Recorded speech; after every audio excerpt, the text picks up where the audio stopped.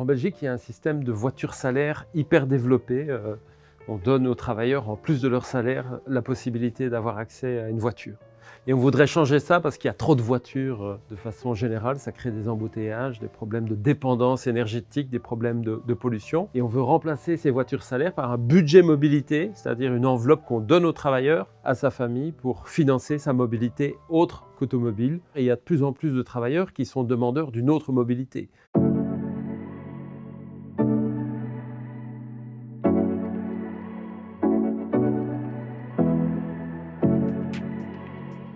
Before we had our flexible mobility budgets, I actually went by car every day, which was not the most efficient way of commuting to work because I don't live that far.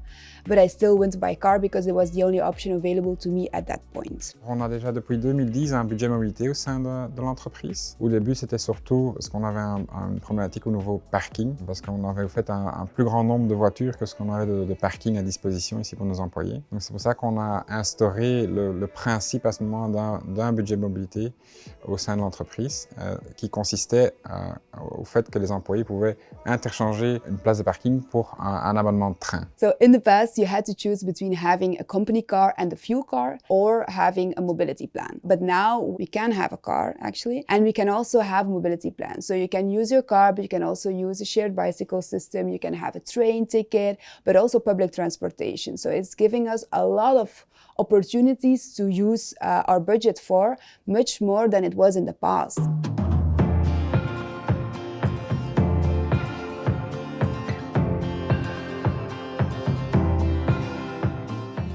On travaille sur base annuelle, de janvier jusqu'à décembre. Prenons par exemple un employé avec une voiture de société dispose aujourd'hui de 4 500 € qui est fait la valorisation de sa carte carburant et de son parking. Et donc ces euros sont chargés sur une plateforme dans le cloud, qui est la plateforme Vigo.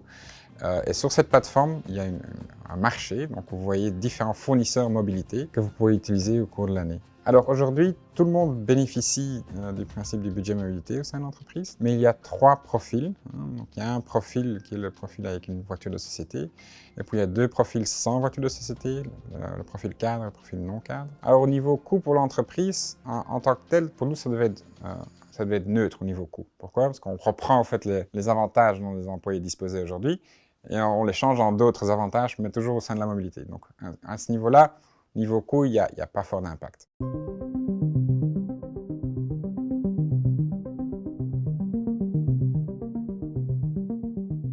I think it's also important to mention that not everyone lives close to the office. And so if you want to combine different ways of transport, for example, first you take your car to go to the train station, then you take your train. And if you're then unlucky to have your office not next to a train station, that they can use, for example, a shared bicycle. So it's not a solution or, like or you take your car or you take public transportation, but it can be a combination of multiple ways of transport. And I think that is the real added advantage of having a mobility plan, because it's flexible and you can use it as you need to use it. On est déjà à la deuxième version du budget mobilité. On essaye de l'améliorer systématiquement. Par exemple, les avantages du budget mobilité peuvent maintenant profiter à toute la famille.